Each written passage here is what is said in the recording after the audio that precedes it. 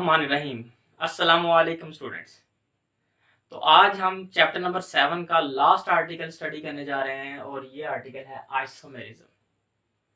Students याद रख लीजिए, अगर आप मुझसे ये पूछें कि सर चैप्टर नंबर 7 में सबसे इम्पोर्टेंट टॉपिक कौन सा है, तो मैं कहूँगा isomerism. Examination point of view से बहुत ही इम्पोर्टेंट आर्टिकल है।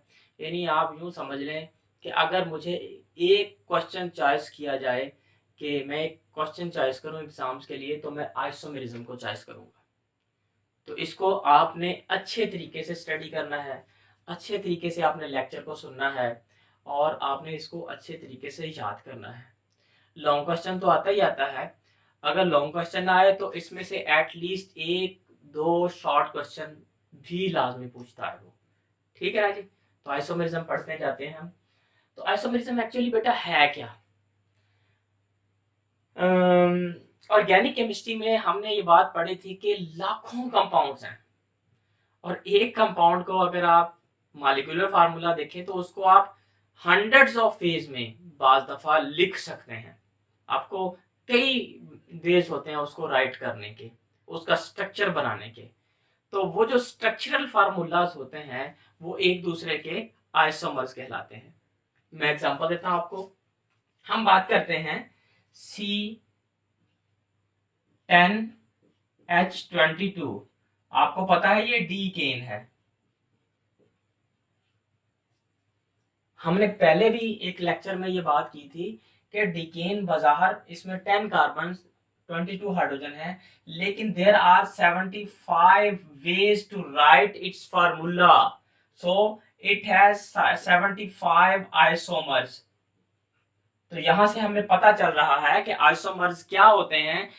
ऐसे स्ट्रक्चर्स जो जिनका मॉलिक्यूलर फार्मूला सेम होता है लेकिन वो स्ट्रक्चर डिफरेंट होते हैं, आप इसे कहते हैं आइसोमर्स और फिनोमिना कहलाता है आइसोमेरिज्म। तो मैं डिफाइन कर देता हूं यहाँ पे। हम कहते हैं the phenomena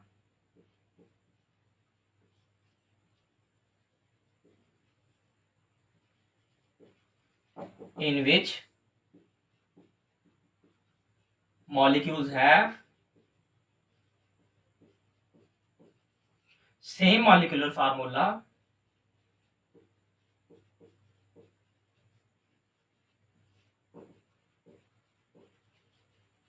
but different structures.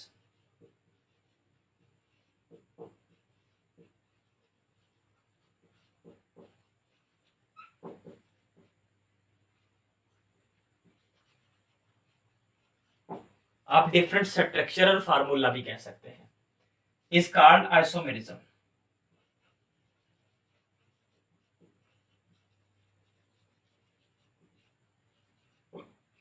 And structural formulas are called isomers of each other. वो जो डिफरेंट स्ट्रक्चर लिखेंगे वो एक दूसरे के आइसोमर्स कहलाएंगे और ये फिनोमिना आइसोमेरिज्म होगा। अच्छा बेटा, आइसोमेरिज्म की हमने बेसिकली टू लार्ज स्केल पे टाइप्स बनाई हैं। एक को हम कहते हैं स्ट्रक्चरल आइसोमेरिज्म, एक को हम कहते हैं ज्योमेट्रिकल आइसोमेरिज्म, इसको सिस ट्रांस आइसोमेरिज्म भी कहते हैं। तो there are two types of isomerisms, structural isomerism, the other one is geometric और सिस ट्रांस आइसोमेरिज्म। अच्छा जी, देखते हैं ये भी क्या होती है। इसकी फर्दर 5 टाइप्स हमने बनाई है। Structural isomerism is of 5 types. Number 1 chain isomerism, position isomerism, functional group isomerism, metamerism and tautomerism. Right, पहले देख लेते हैं बेटा स्ट्रक्चरल आइसोमेरिज्म की डेफिनेशन क्या बनेगी। हम कहते हैं दोस isomers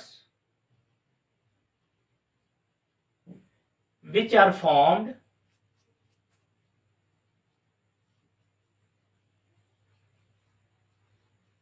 by the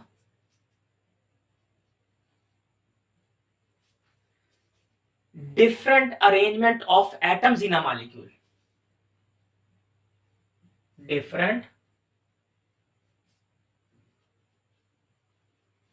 arrangement of atoms in a molecule is called structural isomerism, और वो आइसोमर्स कहलाएंगे structural isomers of each other. तो ये स्ट्रक्चरल आइसोमर्स की डेफिनेशन हो गई।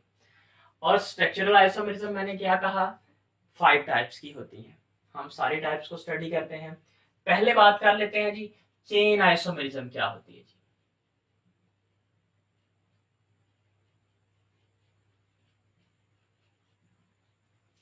जैसे कि नाम से जाहिर हो रहा है कि यहाँ पर चेन में फर्क आएगा।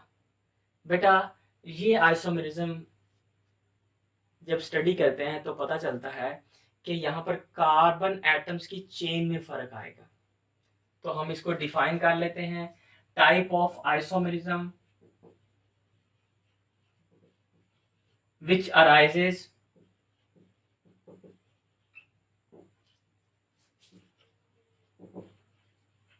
due to different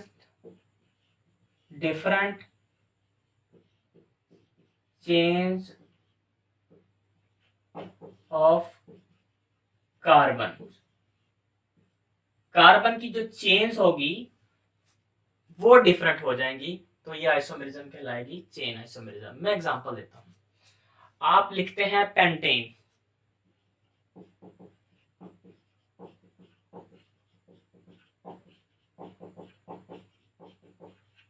बेटा ये पेंटेन है, ये सीधी चेन में है, इसमें कोई ब्रांच नहीं है, इसको एन पेंटेन कह देते हैं।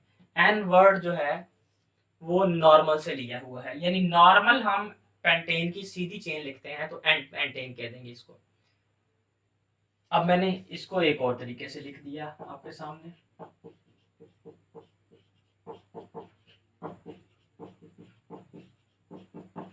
आप देखेंगे इसमें भी कार्बन 5 ही हैं, 1 2 3 4 और 5। बस इसमें एक फर्क आया, ये एक मिथाइल को हमने सेपरेट करके लगा दिया। और आपको कुछ याद होगा, हमने एक लेक्चर में आपको बताया था कि इसको कहते हैं आइसो ग्रुप, CH के साथ 2 मिथाइल अटैच हो। तो इस पेंटेन को अब आप एन पेंटेन नहीं कहोगे, इसको आप कहेंगे आइसो पेंटेन। बेटा अंडरस्टैंड? अच्छा जी, अब पेंटेन को एक और तरीके से लिखा जा सकता है,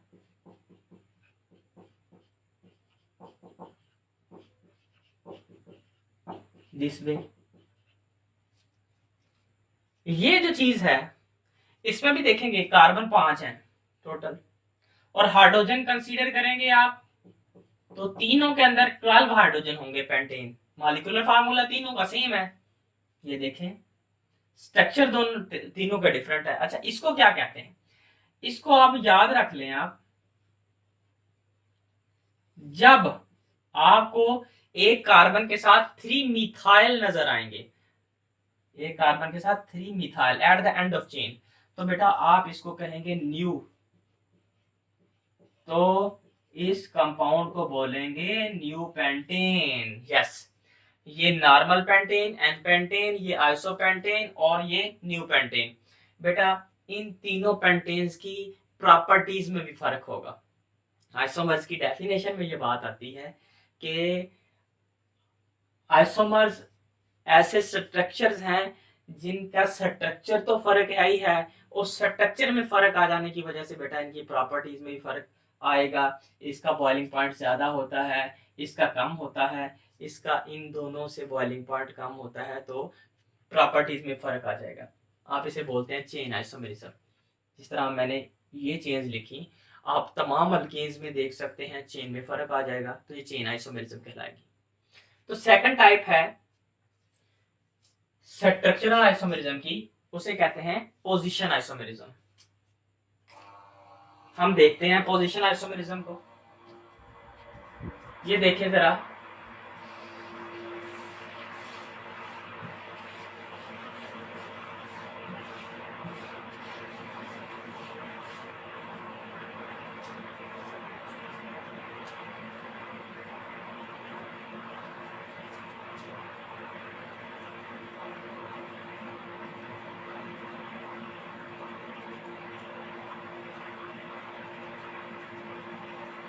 बेटा जैसे कि नाम से जाहिर हो रहा है, यहाँ पर पोजीशन का फर्क आएगा। जब आइसोमर्स में मौजूद फंक्शनल ग्रुप की पोजीशन चेंज होगी तो उसे पोजीशन आइसोमरिज्म कहेंगे। हम डिफाइन कर लेते हैं, हम कहते हैं type of isomerism which arises due to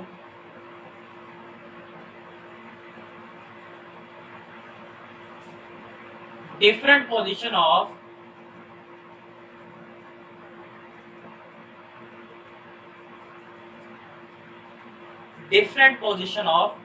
functional group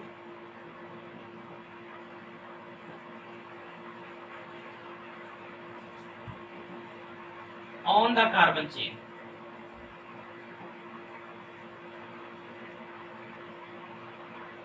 या इन द मॉलिक्यूल। ठीक है जी, मैं अभी एग्जांपल देता हूँ। आप जानते हैं ये जो कंपाउंड मैंने लिखा इसे कहते हैं ब्यूटेन, राइट। अगर मैं यहां से एक हाइड्रोजन रिमूव कर दूं और यहां से एक हाइड्रोजन रिमूव कर दूं तो फिर मुझे यहाँ पे डबल बॉन्ड बनाना पड़ेगा। ये एक ब्यूटीन बन चुकी है, ब्यूटेन से ब्यूटीन। अब इस कार्बन को अगर मैं नंबर 1 कार्बन कहूं जहां पर डबल बॉन्ड मौजूद है तो इसे कहूंगा 1 ब्यूटीन। ठीक है। अगर मैं अब हाइड्रोजन यहां से रिमूव करूं, यहां से और यहां से, तो डबल बॉन्ड मैं यहां बनाऊंगा। अब ये भी ब्यूटीन है, 4 कार्बन है, लेकिन इसमें सेकंड कार्बन के साथ डबल बॉन्ड है, आप इसे बोलेंगे 2 ब्यूटीन। आपको पता है डबल बॉन्ड एक फंक्शनल ग्रुप है, दोनों में क्या हुआ, डबल बॉन्ड की पोजीशन बदल गई। यहाँ पे 1 ब्यूटीन, यहाँ पे 2 ब्यूटीन, तो दोनों कहलाएंगे पोजीशन आइसोमर्स एक दूसरे के, और फिनोमिना है पोजीशन आइसोमेरिज्म। एक और एग्जांपल देता हूँ। बेटा ये प्रोपेन है, अगर मैं यहाँ से एक हाइड्रोजन रिमूव करके यहाँ क्लोरीन लगा दूं तो इस कार्बन को 1 कहते हुए मैं इसको कहूंगा 1 क्लोरोप्रोपेन।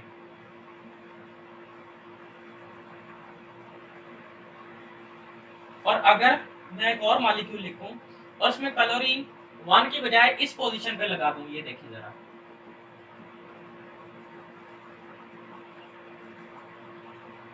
तो इसे मैं कहूंगा 2 क्लोरोप्रोपेन, 2 क्लोरोप्रोपेन। तो बेटा ये क्या है, ये एक दूसरे के कहलाएंगे पोजीशन आइसोमेरिज्म। यहाँ पे 1 पे हेलोजन ग्रुप है जो कि फंक्शनल ग्रुप है, यहाँ पे सेकंड पे फंक्शनल ग्रुप है क्लोरीन, तो आप इसे 2 क्लोरोप्रोपेन कह रहे हैं, right. Third type structural isomerism की कहलाएगी फंक्शनल ग्रुप आइसोमेरिज्म। देखते हैं, डिफाइन करते हैं इसको।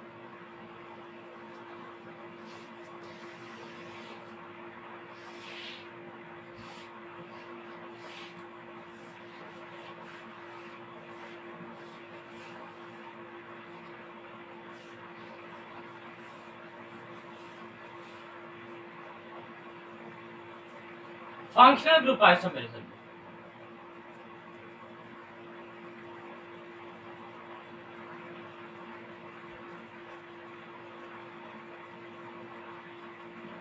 जब मॉलिक्यूल्स का मॉलिक्यूलर फार्मूला सेम हो लेकिन दोनों मॉलिक्यूल्स के अंदर फंक्शनल ग्रुप मुख्तलिफ हो तो कहलाती है फंक्शनल आइसोमेरिज्म। हम कहते हैं arises due to different functional group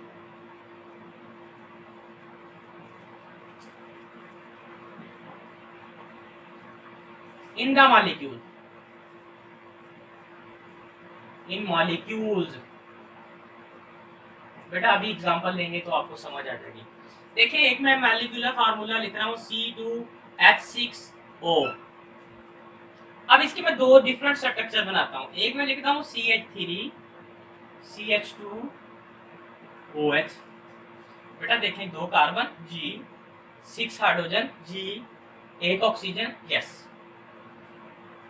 अब मैं इसको एक और तरीके से भी लिखता हूं, 2 कार्बन 6 हाइड्रोजन 1 ऑक्सीजन। अब दोनों देखें, इसमें फंक्शनल ग्रुप अल्कोहल है, हाइड्रोक्सिल ग्रुप, इसमें है ईथर लिंकेज पाई जाती। तो दोनों कंपाउंड्स आप देख रहे हैं मॉलिक्यूलर फार्मूला तो सेम है, कार्बन सेम है, हाइड्रोजन सेम है, ऑक्सीजन सेम है, बट दोनों में फंक्शनल ग्रुप फर्क है। बेटा इसको कहते हैं इथाइल अल्कोहल,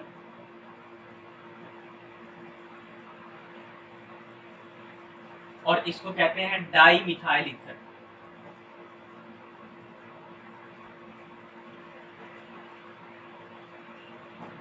तो आप देख रहे हैं दोनों कंपाउंड्स का मॉलिक्यूलर फार्मूला से फंक्शनल ग्रुप मुख्तलिफ, तो आप इसे कहेंगे फंक्शनल ग्रुप आइसोमेरिज्म। अंडरस्टैंड?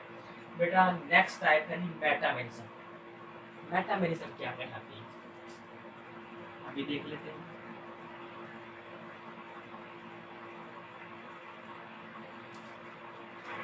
जब फंक्शनल ग्रुप के इर्द गिर्द कार्बन चेन डिफरेंट हो जाए, कार्बन चेन की लेंथ डिफरेंट हो जाए, हम इसे कहेंगे मेटामेरिज्म। राइट? डिफाइन करते हैं, type of isomerism which arises due to different chain length of carbon around the functional group, arises due to different chain length around the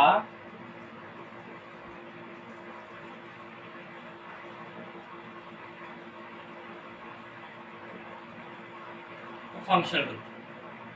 functional group के इर्द गिर्द कार्बन चेन की length different होगी। मैं example देता हूं, अभी देखें बेटा, ये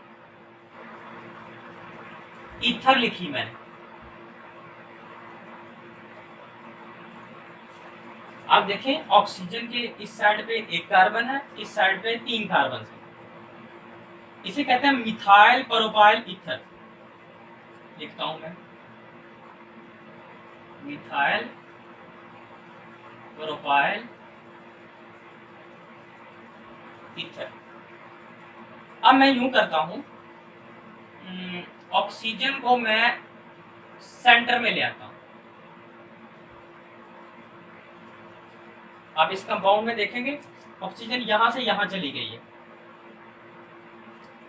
यहां पर दोनों इस फंक्शनल ग्रुप के इर्द गिर्द 2-2 कार्बन आ चुके हैं। यहाँ पर इस साइड पे 3, इस साइड पे 1 थे, लेंथ दोनों में डिफरेंट हो गई कार्बन की, तो आप इसे कहते हैं डाई इथाइल ईथर।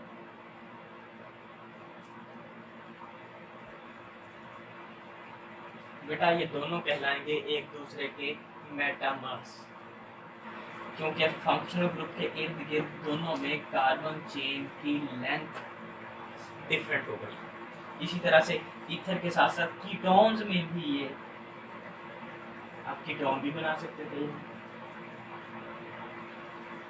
अब फिर आप इसको मिथाइल प्रोपाइल ईथर नहीं कहेंगे, कीटोन कहेंगे। बेटा ये मेटामेरिज्म। आप इसी तरह से इसको भी डाई इथाइल ईथर नहीं कहेंगे, बल्कि डाई इथाइल कीटोन। आप देख रहे हैं कि यहाँ पर क्या है, चेन लेंथ डिफरेंट है फंक्शनल ग्रुप के मेटामेरिज्म। बेटा स्ट्रक्चरल आइसोमेरिज्म की 5वीं टाइप, इसे कहते हैं जी टाटोमेरिज्म। पढ़ते हैं हम।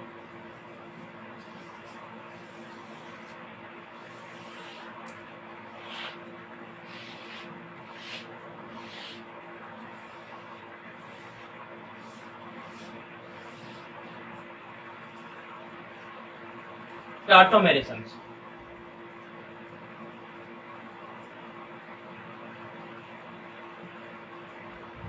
ये क्या होती है? The type of isomerism which arises due to different position of hydrogen in the molecule। Molecule में हाइड्रोजन की पोजीशन बदल जाएगी। Different arises due to different position of hydrogen in the molecule, molecule में हाइड्रोजन की position different हो जाएगी, आप इसे बोलेंगे डाटोमेरिज्म, राइट। एग्जांपल ले लेते हैं, ये हमारे पास अमाइनो एसिड है, यकीनन आपने फार्मूला ये पढ़ा होगा, ठीक है जी। अब चूंकि अमाइनो एसिड का ये वाला पोर्शन एसिडिक है, ये H इसको दे देता है,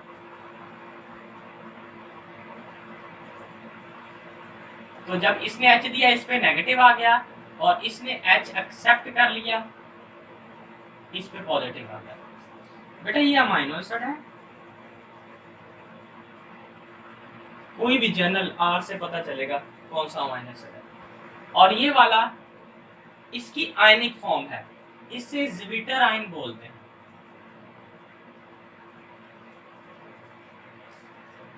बेटा दोनों में देखें हाइड्रोजन की पोजीशन यहाँ पर और इसमें देखें हाइड्रोजन की पोजीशन यहाँ पर, आप इसे कहेंगे डाटोमेरिज्म। लेकिन आपको ये बताना है कि ये एग्जांपल जो दी हुई है, ये एग्जांपल एग्जैक्ट डाटोमेरिज्म की एग्जांपल नहीं है, लेकिन बुक में दे दी है, हम लिख सकते हैं इसे। एग्जैक्ट एग्जांपल अगर आपने देखनी है तो मैं एग्जैक्ट एग्जांपल आपके सामने लिखता हूँ, जरा देखिए।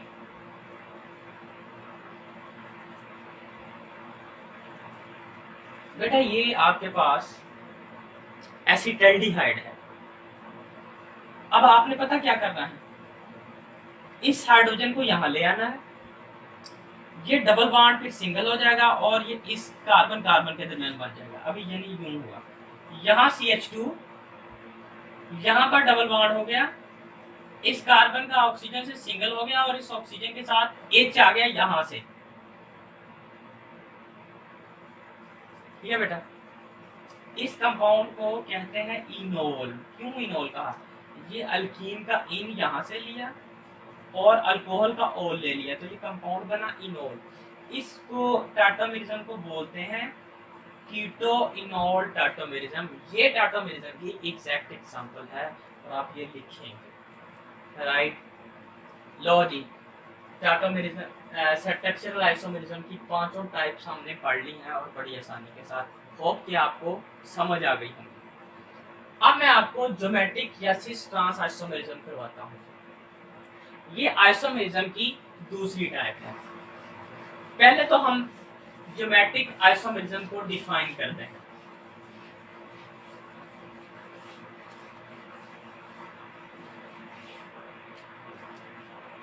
बेटा हम कहते हैं ज्योमेट्रिक आइसोमेरिज्म में मॉलिक्यूलर फार्मूला सेम होगा, इवन के स्ट्रक्चरल फार्मूला भी सेम होगा, लेकिन आइडेंटिकल ग्रुप्स की पोजीशन चेंज हो जाएगी स्पेस के अंदर। मैं डिफाइन करता हूं, when molecules have same molecular and structural formula,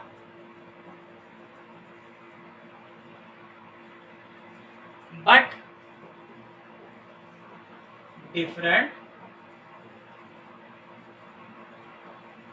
position of identical groups in space around the double bond.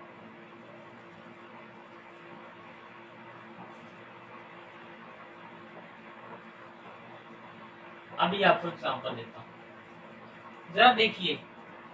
अभी कुछ टाइम पहले मैंने आपको बताया इसे कहते हैं 2-ब्यूटीन, क्योंकि सेकंड नंबर पे डबल बॉन्ड है 2-ब्यूटीन। बेटा अगर मैं इसको ओपन करके स्ट्रक्चर लिखूं, मैं लिखूंगा कार्बन कार्बन डबल बॉन्ड और इसके साथ एक हाइड्रोजन एक मिथाइल, हाइड्रोजन मिथाइल, फिर दूसरी कार्बन के साथ भी एक हाइड्रोजन एक मिथाइल,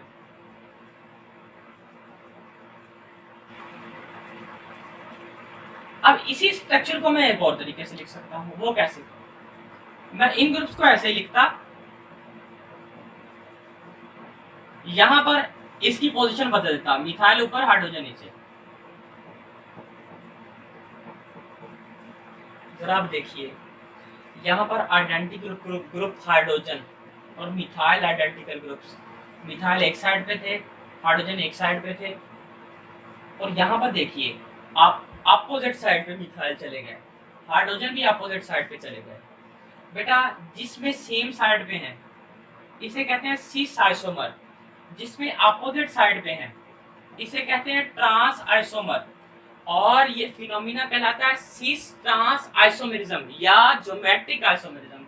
मैंने कहा था ज्योमेट्रिक आइसोमेरिज्म या सिस ट्रांस आइसोमेरिज्म। तो आपने डिफाइन किया थी same molecular and structure formula, molecular formula same, even के स्ट्रक्चर भी सेम, बट आइडेंटिकल ग्रुप की पोजीशन स्पेस में बदल गई। यहाँ पर आइडेंटिकल ग्रुप्स अपोजिट साइड पे पाए जाते हैं, यहाँ पर सेम साइड पे पाए जाते हैं, आप इसे कहेंगे सिस ट्रांस आइसोमेरिज्म। मैं एक एग्जांपल आपको और दे देता हूँ, हम लिख लेते हैं यहाँ पे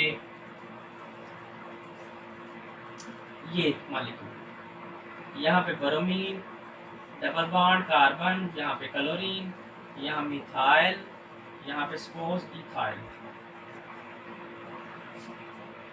अब आप कहेंगे सर ये आइडेंटिकल तो नहीं है, ये आइडेंटिकल तो नहीं, आप समझिए हैलोजन आइडेंटिकल है, अल्काइल ग्रुप आइडेंटिकल है। मैं क्या करता हूँ, इनको ऐसे ही रहने देता हूँ या इनकी पोजीशन बदल देता हूँ। अब इनकी पोजीशन बदलने लगा, ये इथाइल और ये ब्रोमीन, और इस साइड पे पोजीशन सेम रखता हूँ जैसे पहले है, क्लोरीन। तो आप देख रहे हैं इस टाइप की आइसोमेरिज्म, इसमें आइडेंटिकल ग्रुप सेम साइड पे हो और यहाँ अपोजिट साइड पे हो। ये बेटा सिस फॉर्म है और ये ट्रांसफॉर्म है, आप इसे कहेंगे सिस ट्रांस आइसोमेरिज्म। होप कि आपको ये आर्टिकल मुश्किल नहीं लगा होगा। आप इस वीडियो को दोबारा देखें, आपको इंशाल्लाह मुकम्मल समझ आ जाएगी। बुक में चैप्टर नंबर 7 का आखिरी आर्टिकल पढ़ें, कोई प्रॉब्लम हो कमेंट में बताएं, इंशाल्लाह हम आपके प्रॉब्लम्स को सॉल्व करने की कोशिश करें। Thank you very much.